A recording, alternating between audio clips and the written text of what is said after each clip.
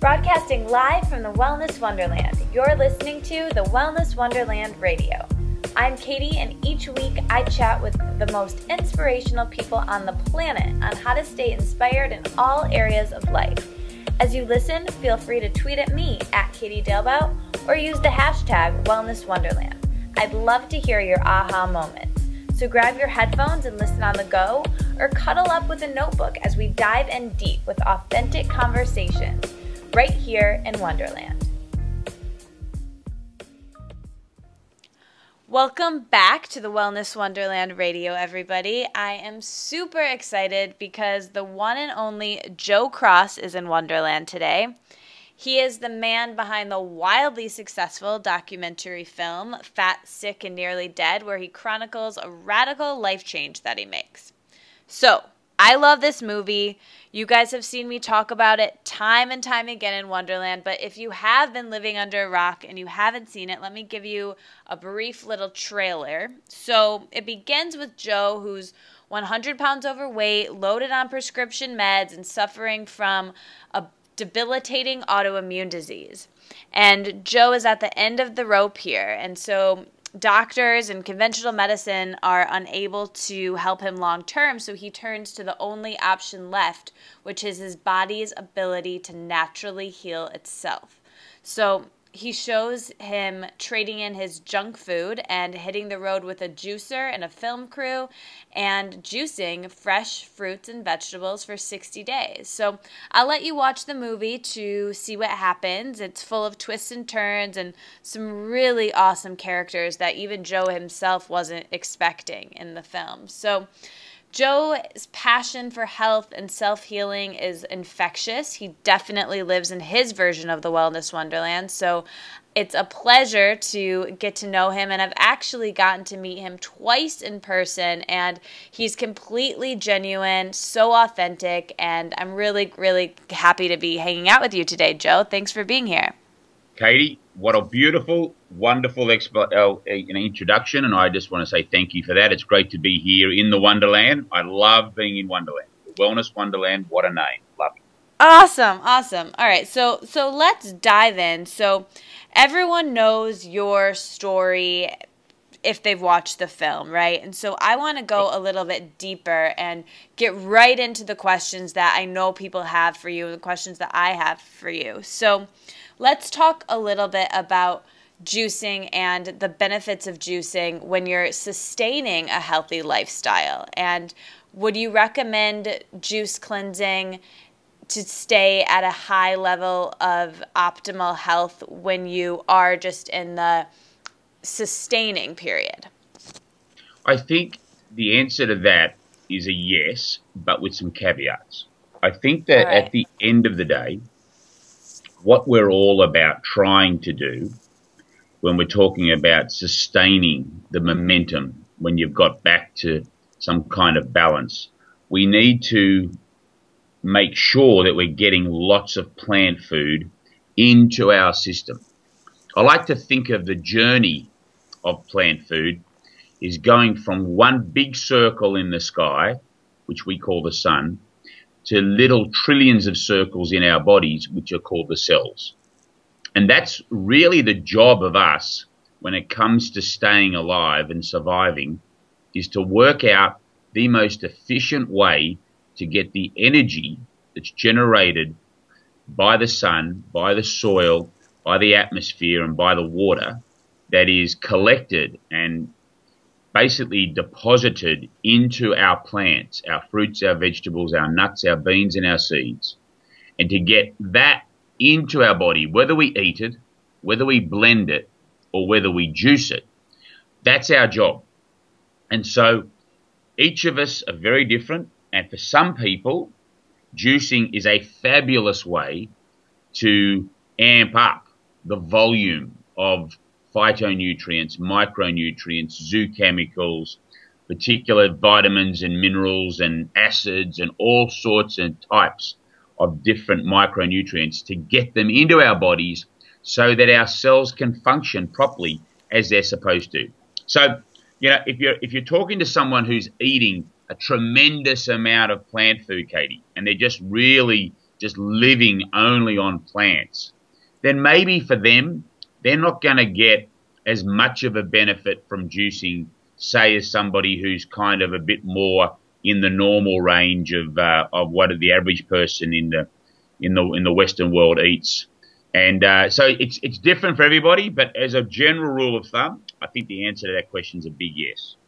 For sure. So with that, just to go a little bit deeper here, so how often would you recommend rebooting or juice cleansing when your health is at an optimal level, but is that something that someone should do, completely fasting? Yeah, so here's how I look at it. I like to think that we kind of are our best advisors, our best medical practitioners, our best healthcare providers. Each and every one of us know our body better than anyone else does.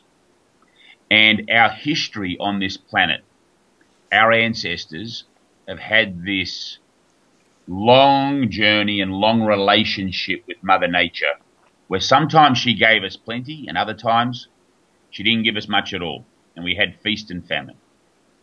So the real question you're asking me is, when you talk about a reboot or a juice cleanse, is how often should we go through periods of famine? That's really the question. Now, I think it's like pretty safe to do one per year.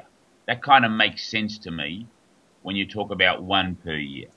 If you said 12 per year, I kind of think, well, that's probably a bit ridiculous and a bit too much.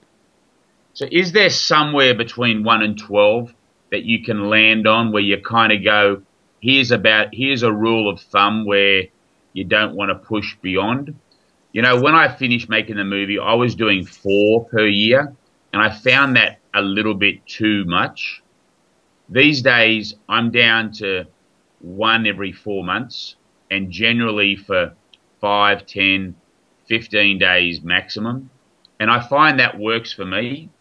So I've altered that, and maybe when you speak to me in a year or 2 years' time, 3 a year is probably, it could be something that I've found is too much. So I'm experimenting, but I'm just using my own instincts and trying to keep in touch with my own body. The thing I like about the reboot, which is essentially a period of time where you either eat fruits and vegetables, blend them or juice them, and then there's the juice-only reboot, which a lot of people call a juice cleanse. I try to tend to stay away from words like cleanse and detox because I think your body's doing it all the time. But the thing about those is that to me they're more about a mental balance than a physical balance these days. I find that the mental clarity, the ability to reset lots of emotional conditions are probably more important to me now than it is about the physical. Because from a physical point of view, I think I'm doing pretty good in between my reboots. So it's more mental now, which is exciting. I love that piece of it. I love the piece about the feast and famine and that it's natural to go through these periods. And then I also love that it's like, you know, when you first did it, it wasn't about the mental, it was more about the physical. But now that you come into your wellness wonderland, shall we call it, it can kind of take it to this next level where it becomes more of the mental. And I think that's really cool for a lot of the people listening who are further along on their health journey and want to take things to a next level. That mental piece is really a cool thing to focus on. Yeah, well, when you go into a famine period, essentially your body is going into this state of survival and awareness. And so the brain really does kick into a mode of like heightening all senses and clarity and focus and eyesight and hearing and smell and touch. So unless you've gone and done a reboot that I call it, or a famine, which is probably the more correct term, you really don't know what it's like to be a human being. You haven't lived, Katie. Yeah, it's super cool. I guess you started to touch on that there with our senses getting heightened and all of that, but you talk about this in your talks a bit, about that first 3 days, and once you get over that 3-day hump. Could you go in a little bit deeper there just to kind of get everybody on the same page with what you mean there? Sure. If you think about survival, which is what, you and I right now, we're doing a really good job of surviving. Right now, we're both alive, which means we're essentially converting energy at a cellular level that's keeping us conscious. And, no doubt sometime in the last 1 minute or 2 minutes, you've breathed air. Sometime in the last 2 or 3 days, you've drunk water. And sometime in the last month, you've eaten food. Because if you hadn't done one of those 3 things, you may not be with us.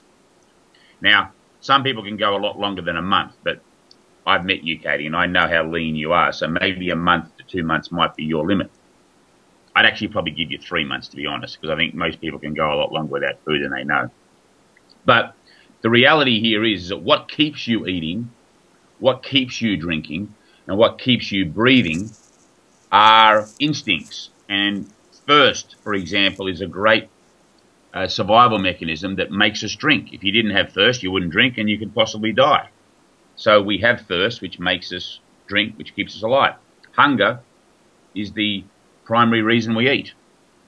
And so if you don't eat, if you were to say after this interview, stop eating for 24 or 48 hours, you would go through some discomfort, some pain, some serious withdrawals. And your body would not be happy because your body's now getting a little bit worried that you haven't put any food in. So it's going to make life a bit miserable for you, Katie. And it's going to trying to protect you by making, hey, Katie's forgotten about our cells down here. We're going to give her a headache. We're going to make her discomfort. We're going to take away focus. We're going to make life pretty miserable for Katie because we want her to eat. And that's what Plan A is all about. Plan A is this idea of hunger to ensure that humans eat. And it's a good thing that we've had that for all these generations of humans, because if we didn't have that, we wouldn't be here. We wouldn't have survived to become the most successful species on this planet. And so then, if you take that into consideration and then push forward, what happens after 3 or 4 days where this doesn't work? Like if the body keeps making life miserable and angry and tired and short-tempered and irritable and da-da-da-da-da-da-da. If after 3 or 4 days the body hasn't gotten any food, it kind of says, well, you know what, Plan A isn't working. We've got to switch to Plan B, and Plan B is a complete reverse of all that. Plan B is kind of like the body saying, you know what, we've tried to make Katie eat, we've done everything we can. Obviously the surroundings outside of Katie have changed. Maybe she is back on the savannah and there is a famine. So why don't we turn off hunger? Why don't we give Katie more energy so she can get out onto the field, walk 20 miles, and perhaps find an apple tree, or find some bananas, or find some root vegetables, get a piece of animal. Who knows? But the bottom line is that your eyesight, your hearing, your sense of smell, your touch, your energy levels, your focus, because you're now into what's called Plan B, what I call Plan B, which is hunger off and survival state, that's the part where I love to go to when I'm doing a reboot. And of course, once your reboot is over and you introduce solid food again with the beautiful fiber that's attached to most of the plants, that fiber going into, in order to break that down and extract the nutrients out, the enzymes that are generated and created from your body, that's what signals to the brain that Plan B worked, food was found, and let's revert back to Plan A. So hunger will return. Nice. And thank you for going through that. So a couple questions I have coming up for you.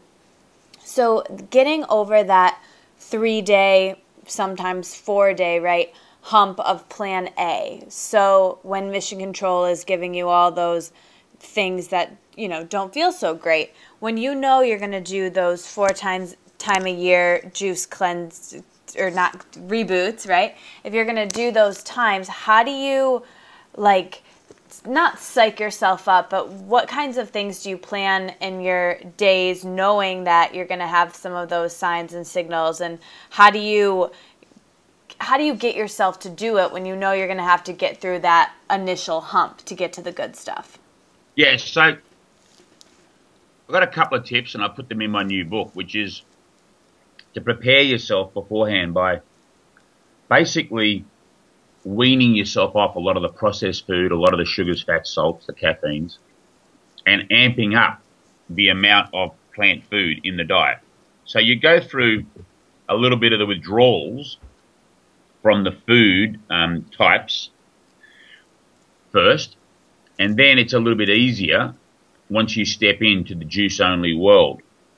The other thing you can do, which I do, is I organize myself so that I know that I'm going to be able to get lots of sleep and rest, because I'm preparing myself for the lack of energy. I also like to pamper myself, so I might organize a facial or a massage, or just go down to the local, $10 massage place for 20 minutes and get the feet rubbed, or do something that's around the dinner time where you're going to be in a relaxing space.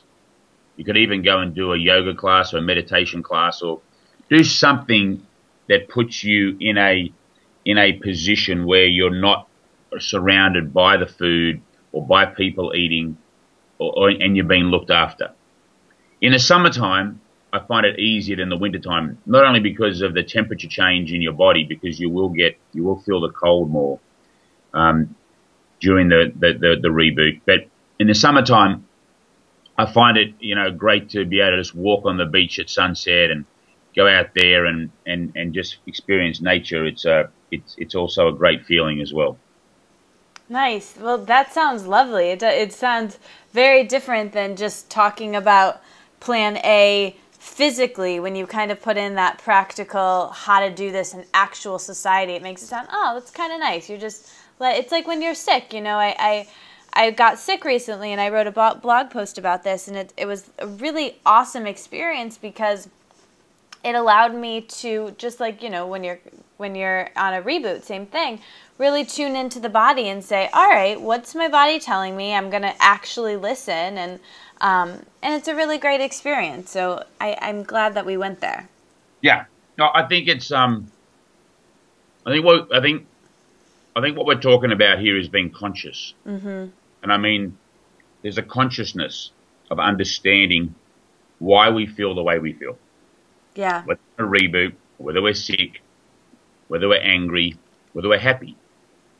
Just having that consciousness to realize that we are in the moment of this pain, of this suffering, of this joy, of this elation, and to realize that, it can make the landing or the getting back up off the ground and dusting yourself off and getting back on the bike, so to speak, it can make it easier.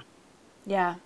Yeah, and I think, it's bravery to feel your feelings sometimes. It's, we don't want to feel what we don't want to feel, so we eat over it, or we drink over it, or whatever it is for people, or we, watch TV over it. But it's like, do you want to have a real experience in this life? Do you want to feel, the richness of life? Like, this is going there, and I think it can be a really meditative experience that everyone should try. I think about it as a time machine. Yeah. I think, when you do a reboot, you really are going back in time. Going back to how our ancestors existed on this planet. We've just become incredibly efficient with the feasting and the energy. It's everywhere now. It's on every corner. Mm-hmm. The idea of famines coming to Detroit, to LA, to New York, to Houston, to Dallas, to Seattle, it ain't happening. No, the complex mechanisms of the food supply, the processed food is here to stay. I don't look at processed food as the enemy. I love this. I think the enemy is within. It's us. And the enemy that we have to be careful of is the ignorance of plant food. It's the abstinence of it. Yeah. What we need to do is we need to work out ways, fun ways, exciting ways, interesting ways that we can get more plant food into our body. And I said this the other day in the talk. I mean, there's only really 3 ways to get it into your body, and that's eat it, blend it, or juice it. And for me, I like doing all 3, but I have kind of a preference to the juicing one because some of the veggies, I just don't like the taste of them. I actually don't like eating cucumber, but I love juicing it. So, go figure.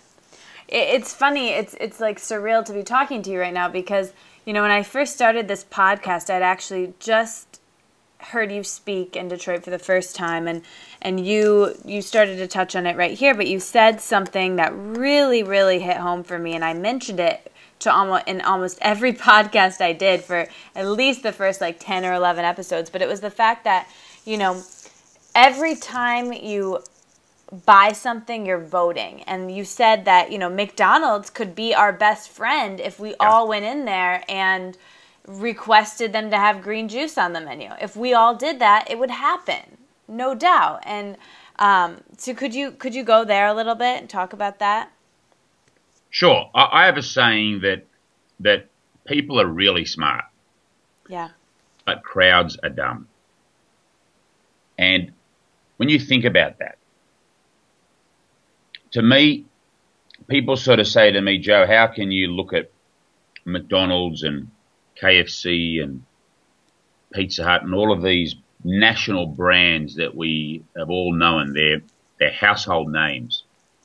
And they've developed and created an incredible distribution system and network and platform around the world. I don't have the numbers on me now, but I think that Yum Brands that owns KFC and Pizza Hut and those brands, I think that it's between them and McDonald's for the most numbers of restaurants globally. And we're talking thousands and thousands and thousands of locations. So my statement was a pretty simple one, is that I don't look at them as the enemy. I actually look at them as my future best friends because they are in the business of returning shareholder profits. They're in the business of taking capital from shareholders and trying to return on that investment. That's what they do. That's the job of those CEOs, their board of directors. If they're not doing that, they're all out of a job. So we are the demand. We the people. If 30 million people walked into a McDonald's tomorrow and said, I want the mean green juice, and they did it the next day and the next day and the next day, what do you think McDonald's would be selling in 10 days' time? It'd be on the menu and it'd be a whole lot more convenient for me. That's right. It'd be there.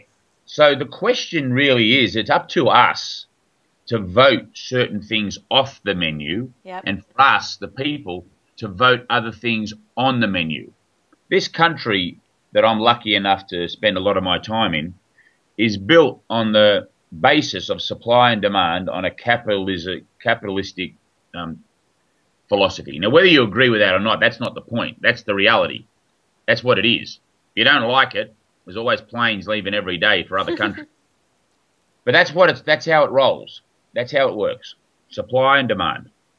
And the thing that we are as a crowd, which is why I say people are smart and crowds are dumb, as a crowd, we haven't got our act together.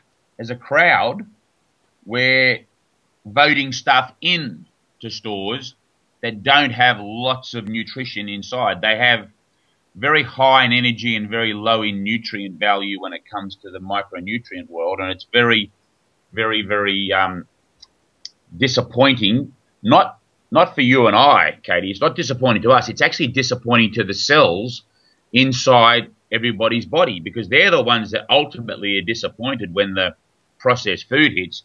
They're the ones that are only getting half the order. They're getting their macronutrients. They're getting their salt, sugar, fat, carbohydrate, protein, salt. They're getting the macro, which is the fuel.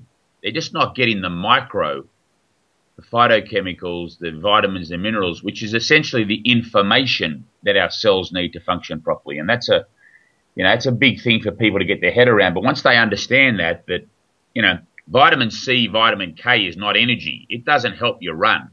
What it does is it keeps the cells in place so that when you build muscle, they help you build the right muscle, have the muscles function right, so that when you run, everything works. And that's the part that we're lacking. We, for millions of years, when we got hungry, we couldn't mess the order up. We could only get macro or micronutrients in.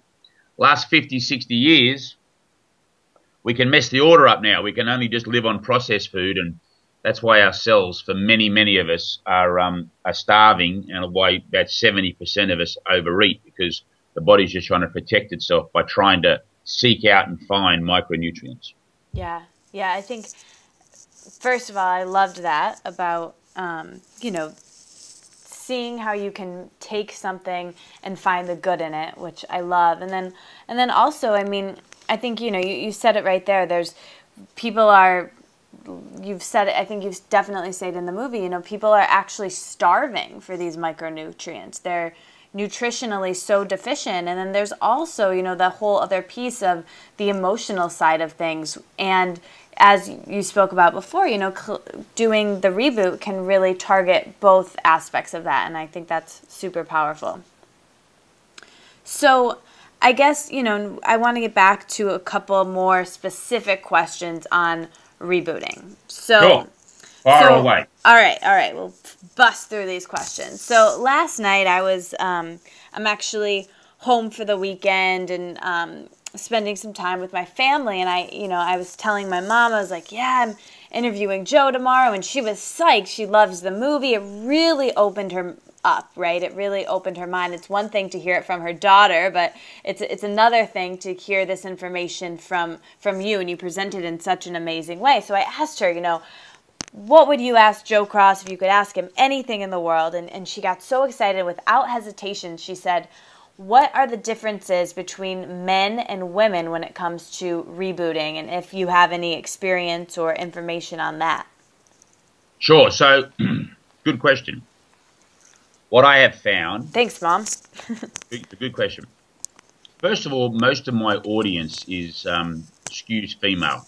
I would say that my audience is probably about 70% female, 30% male. And I think that says something there, that generally speaking, women are much more interested in their health and their longevity than men. If you look at the data, I think in the US, the average woman's life expectancy is about 81.5, and male is about 79.5.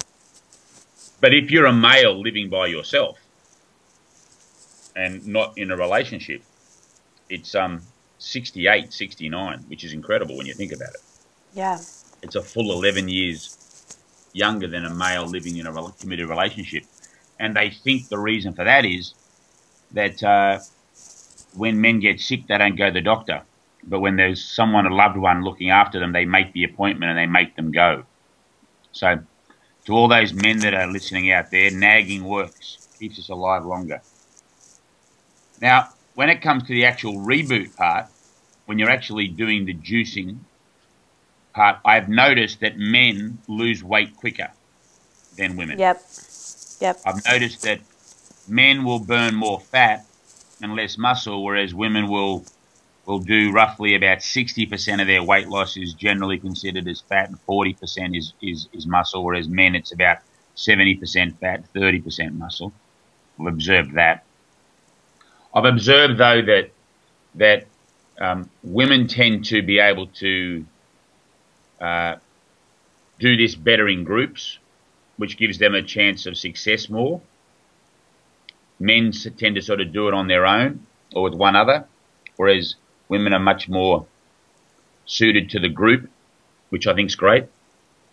I think when it comes to some of the other difficulties that a lot of the women that I've come in contact with have is that many of them are the nutritional gatekeepers of the family and therefore have to prepare the meal at night. And so it's harder for them with their kids because they're trying to do a reboot, but they've got to make the food, and that's a bigger challenge. So I think there's some of the observations that I've noticed. But one thing I do know is that once both, either male or female, get past the 10-day period, they tend to both have as sort of an equal amount of success, because once you've got into that level, you do kick into an overdrive where it's a lot easier to maintain. Yeah, yeah. Thanks for going over that. I think the one thing that from there, hearing that statistic or that piece of information that you said about men tend to be able to lose the weight quickly and a bit easier, which is kind of, a known fact. And, I know my mom, and I know that hearing that is kind of something, and for a lot of people probably, that can discourage women and say, oh no, how do you take that piece of information and not let it discourage you and understand it and use it to your advantage? Yeah, and I'd say, why does that matter? Why does it matter what is going on in someone else's ecosystem that is completely divorced, irrelevant, has nothing to do with your general well-being? See, to me, this is not about weight loss. This is about nutrient deficiency. This is about increasing the nutrients.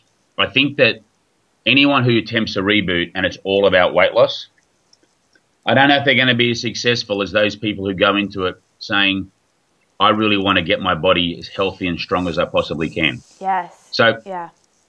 For each of us, there's really only two ecosystems we need to worry about. The one inside our body and the one that we connect with on our planet. So the one that we can all share the concern about is the ecosystem of our atmosphere and our gardens and our own planet, so to speak. But the one that's the personal responsibility, the one that we need to focus on, and, Katie, I love you, but you know what? What you're doing inside your body, I can't control. Right. It's not my game. What you're doing, I love the fact that you're looking after yourself, and it's great to see people like you as an example, and that helps me.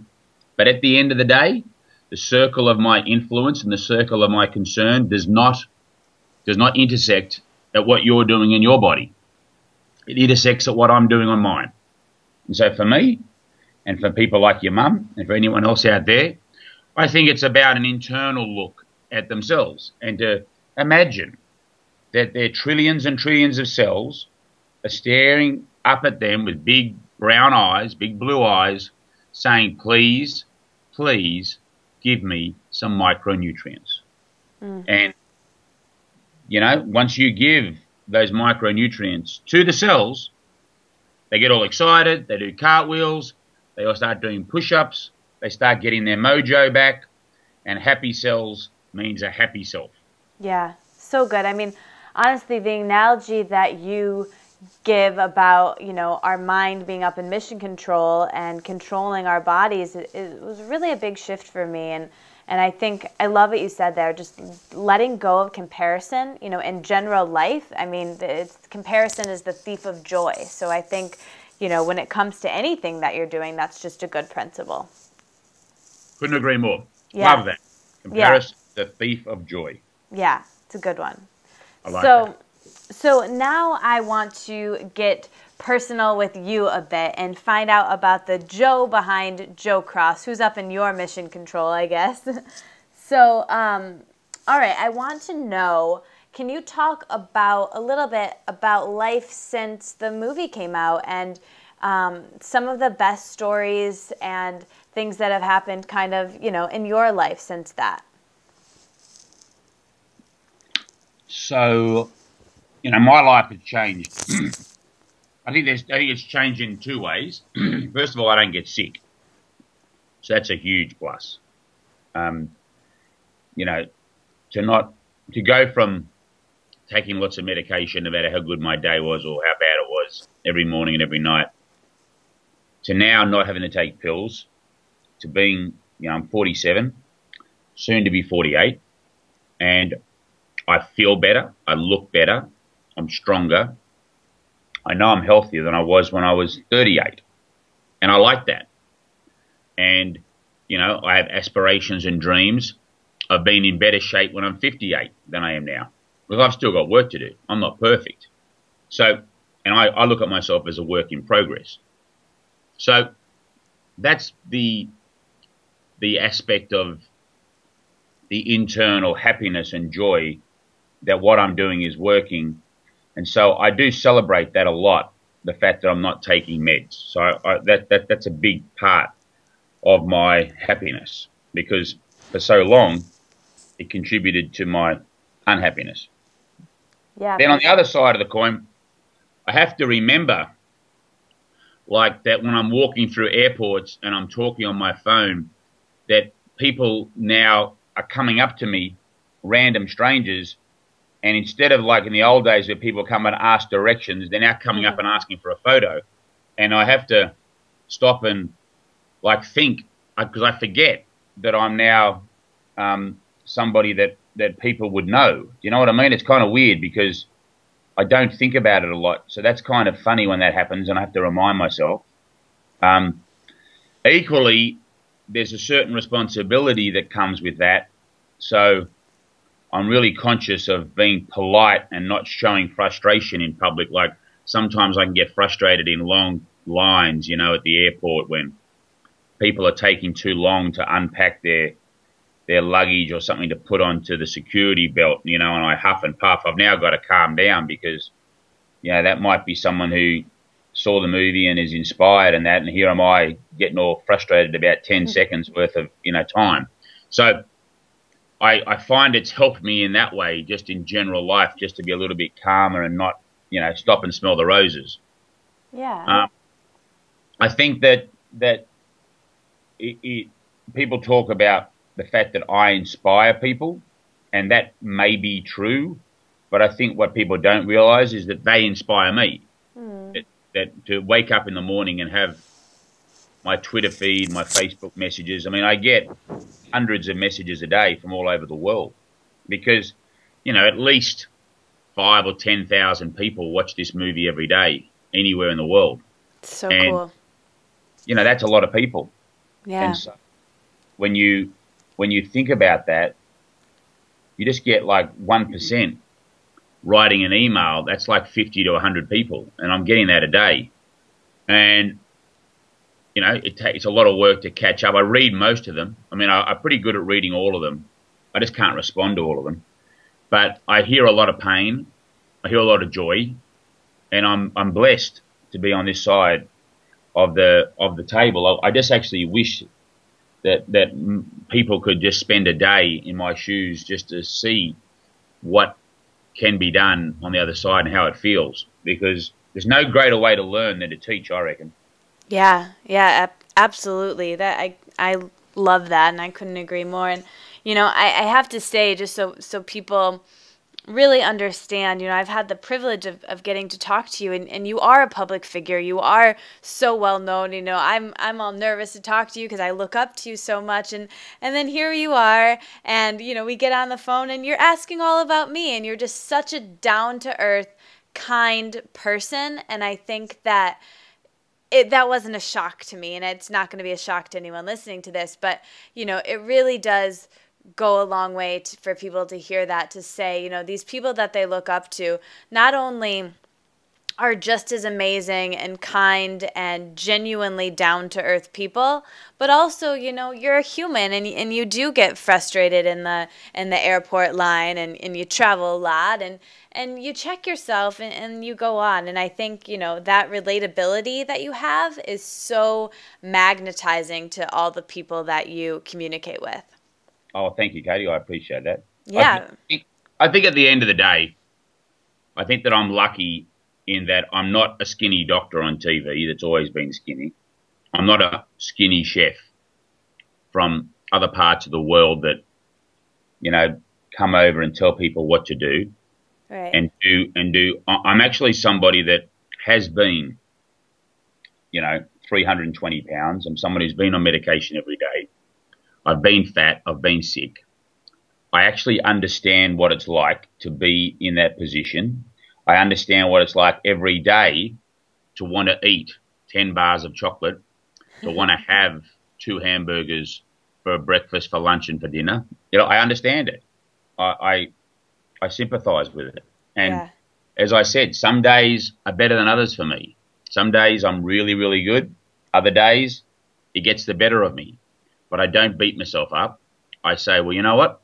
I've got the tools. I know I've got the information. I've got the consciousness. Why was it today? What was stressful about today that made me turn that way and go to sugar, which is like my stressor? And I think about it and I say, you know what, next time that happens, I'm going to try and be better. And I'm going to try, instead of going to a chocolate bar, I'm going to try and maybe find a juice bar and go and have a cacao maca smoothie. And the good news is I'm getting better at that. And that's the work in progress. And so the more I'm aware of it, the more I try, the more I admit that I'm not as good as I should be and keep myself on the ground, the better I go. So I think that for people out there that I meet and that I listen, I think that the best thing I can do is to share my pain and my suffering and my success with them, because then they can relate to that. And it's not something that is unachievable, because I believe that there are so many other people out there that are better examples of what to do than me, yet I think it's in the delivery of how you share the information, which is the effective way. Yes. Yeah. All people want from you is your authentic truth. And that's a perfect segue to the next thing that I wanted to ask you, which is, you know, you're such an amazing speaker. And, you know, if anyone can see you live, I highly suggest they do so. And, you know, you're traveling around. So with that, I would love to know, have you always been a great public speaker? How did you develop your craft? And if you could share any pre-speech rituals and any advice for speaking and giving a keynote. So I don't know if I was always a public speaker, because I didn't do a lot of it. I know that I used to get nervous talking in front of people. Sometimes I get a few butterflies, but generally the way I manage the butterflies is that I try to just think that these people have given up a lot of their time to see you. They've actually given hours sometimes, and they've driven a long way. So for me, it's like I think about that and I say, all right, take a few deep breaths, calm down, and just talk to them, as opposed to do a speech or do a delivery. It's actually, I'm talking to them. What are they going to be interested in hearing? I was always somebody that could tell a joke. I was always someone around the table that liked telling a story. And I think if people are going to get up and share a story or talk to people, I think that it's important to, you know, not everybody can do it, and I appreciate that. It's not a skill that everybody has. I guess I'm just lucky that I can. But I really try to think about not talking at the people or not talking to them in that respect. I try to say that I'm like talking with them. I'm trying to share things and not preaching, and trying to position it from, this is the way that I see things, and you don't have to agree with me, but this is just what I do, and this is how I'm doing it. And I think that can resonate well with people, because I always ask this question when I'm with the crowds. I mean, put your hand up if you love being told what to do. And of course, no hands go up. But when I ask, put your hand up if you love telling people what to do, all the hands go up. Yeah. So you have this situation in the world today where everyone's great at giving advice and not too many people are great at taking it. So I don't think people want to come and sit there and listen to me be a sergeant major and bark out the orders. So you got to stay away from that as far and as much as possible, and leave the storytelling to try and somehow capture people's imaginations. And so I think the power of analogies, the power of painting a picture, the timing, the delivery, having humor, all of those things, if you can bring all that to your repertoire of public speaking, then you're kind of 90% of the way there, and then it's just about execution and delivery. So good. So do you have any show rituals, anything you do before you go out and give a talk? I kind of like just to get the first 3 minutes of what I'm going to say and how I'm going to start. Just a couple of points that I want to hit, because I do everything off the cuff. I don't have notes. And as long as I can get the first 2 or 3 minutes out, I'm good. Sometimes I have these out-of-body experiences where I completely forget where I'm up to, because my mind can wonder if I'm saying the same thing over and over and over again. Sometimes that can happen. But when that happens, I think people like to be told the truth. And I say, I forgot what I was just saying. Can someone tell me what I was saying? And then the crowd laughs and they tell you, oh, yeah, okay, I'm up to that part. All right. And you kick on rather than try and freeze and cover it up, you know? Yeah, so, it's all about authenticity. I love that. I think vulnerability is good as well. Yeah, but for sure. As my grandmother used to say, Katie, the shortest distance between two people is a smile. So one thing I like to do a lot of when I'm up there is smile. And if you smile at people, you'll be surprised how many people smile back. Love that. So with that, you are speaking a lot right now because you are on your book tour. You have a new book out, and I would love if you could talk a little bit about the book and some of the benefits people will find from it. Yeah, the Reboot with Joe Juice Diet is now out and about. And what I've done here is probably something I should have put out like when the movie came out 2 years ago, but I forgot.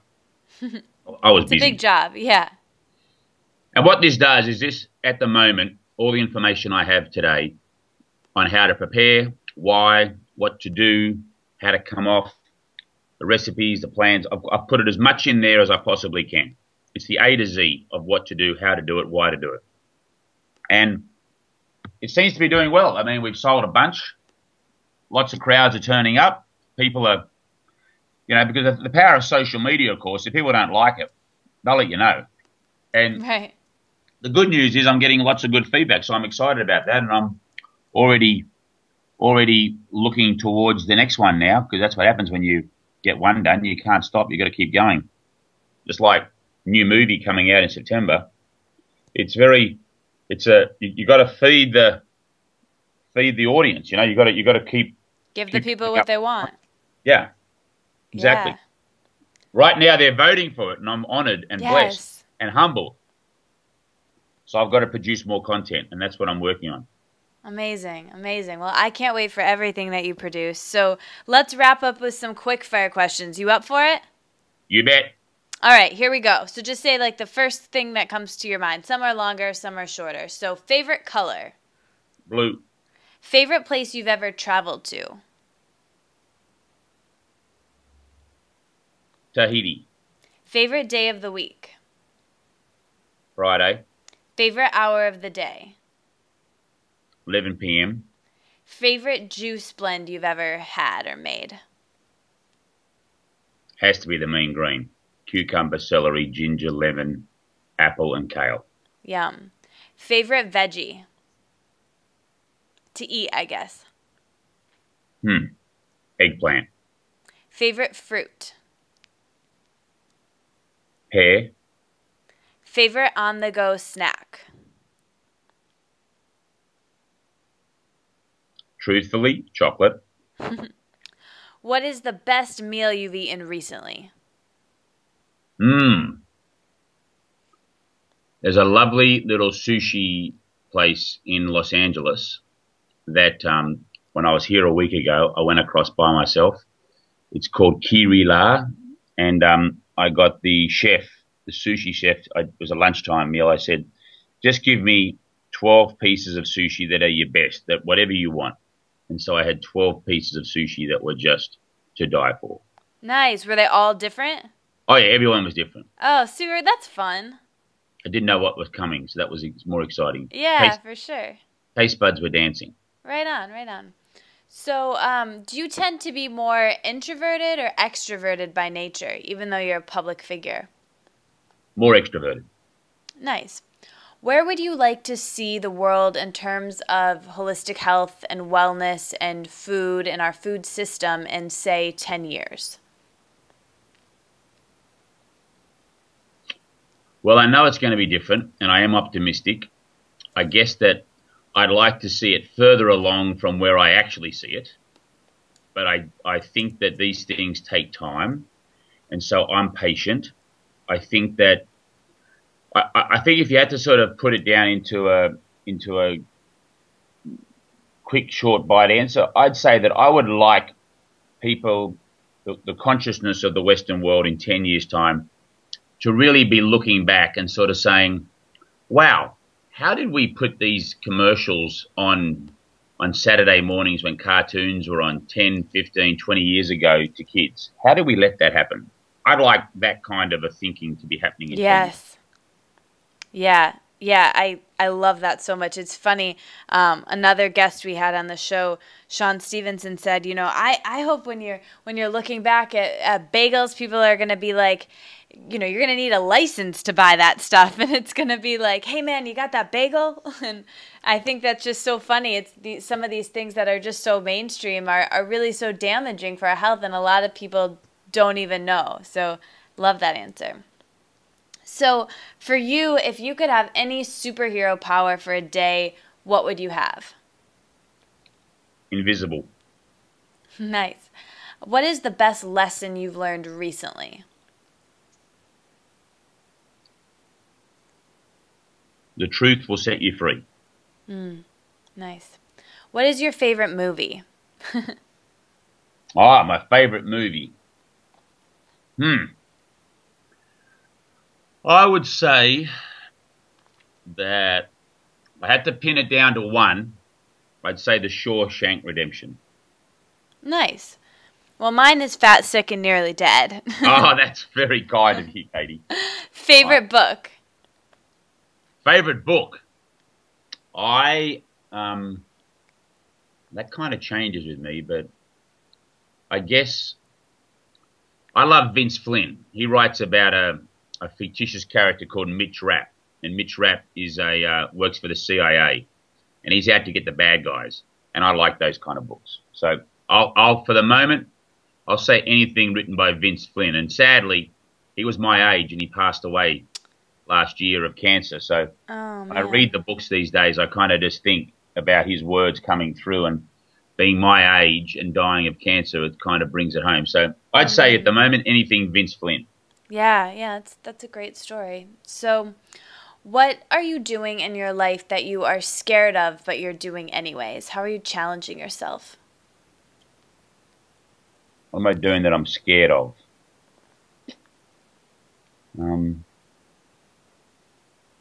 It's a deep one. I would say that I think that I am taking some big risks with, I've got a TV show which I'm working on right now. Nice. Where I've got to take some big risks financially and personally with brand and with money. And I've never done a TV show before, and it's going to be 6 weeks of filming over the summer. And that's going to be a big crew, and that's not like documentary where you go out and you just shoot stuff, and if it works, it works. If it doesn't, it doesn't. This is stuff that you have to capture, and you have 3 days per episode, and there's 42 shoot days, and you're on a schedule, and you're all over America. And I've got to, be on game, and I've never done this, and I'm spending a lot of money to make it happen. And so I think that at the moment, if you said to me, what is it at the moment that I'm doing, I'd say it would be that is what I would be scared of the most. I mean, I'm pretty confident I'll pull it off, but I'm still letting you know that I'm scared. Nice. I mean, I think it's really cool that you're letting us know, and I have no doubt you're going to not only pull it off, but it's going to be amazing. Thank you, Kate. So last question for you, and I ask this to everyone who comes on the show. So as you know, the name of my blog and the name of this podcast is The Wellness Wonderland. So when I offer that term to you, to live in a wellness wonderland, what comes up? What does that mean to you? A wellness wonderland to me is, I think I'd need a few tools or a few things at my disposal. I'd need a routine. I would need community, I would need access to plants and Mother Nature. I would need access to fresh air. I'd need access to fresh water. I would need a comfortable place to put my head down at night. I need to be able to keep warm in winter and keep cool in summer. I need some hills to walk up and down. I would need things to read, things to watch. I'd need to be connected to technology personally because I'd probably go mad if I didn't. But then I could do without it for a little bit. And I'd need a few laughs. That'd do me. I love that. And I love that you said routine. I think that that's such an important thing. You know, thinking about your mornings and how you start your day, are there any specifics to your morning routine that affects how the rest of your day goes? Yeah, well, I like to think of myself as a hunter-gatherer waking up in the morning because I think that you've had 10 hours, 12 hours of no food in the body. So if you can actually get your vegetables, your fruit into your body early, you're going to satiate the cells from not being hungry. So, for example, I mean, today, because it's a weekend, I will have a fresh juice and I'll have an egg white omelette with maybe 7 or 8 different vegetables in there. And because there's a bit more time on the weekend to indulge in that, but generally speaking, I'll have a juice or a smoothie. And then lunchtime, like my lunch yesterday yesterday's a good example because yesterday was a breakfast of juice and smoothies because it was a work day.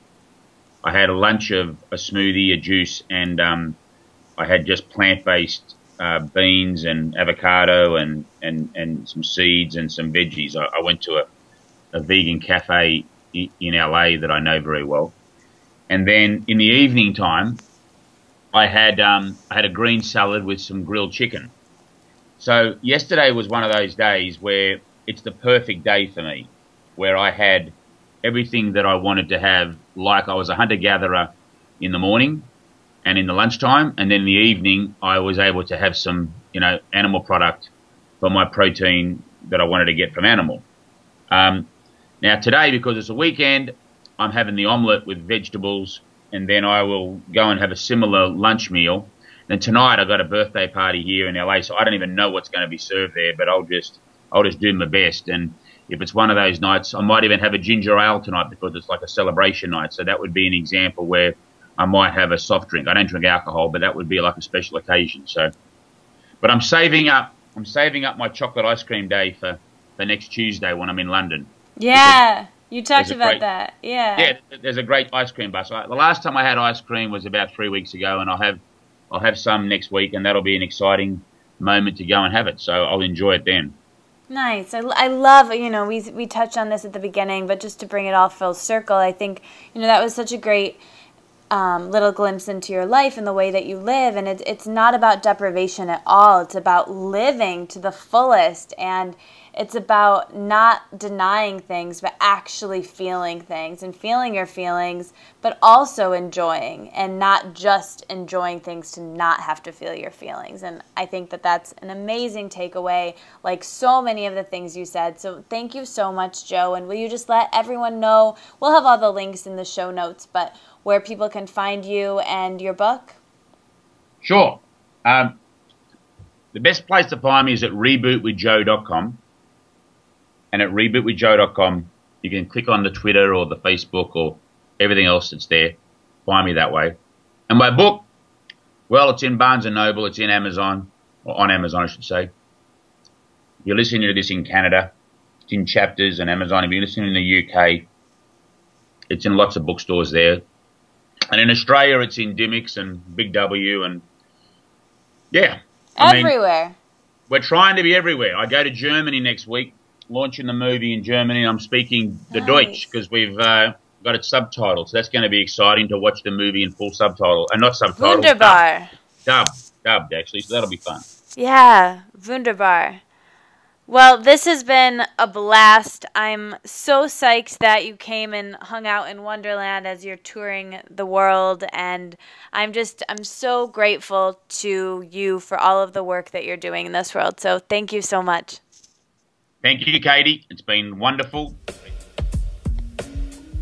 Thanks for listening. You made it all the way to the end. I'll be back next week, but until then, let's stay inspired and keep this conversation going. So tweet at me at Katie Dalebout and our guest with your aha moments from this conversation. And like the Wellness Wonderland on Facebook so we can all hang out there and discuss how inspired we are and how we'll apply it in our daily lives. And never miss another episode or post from me by signing up for email updates on thewellnesswonderland.com. See you back in Wonderland.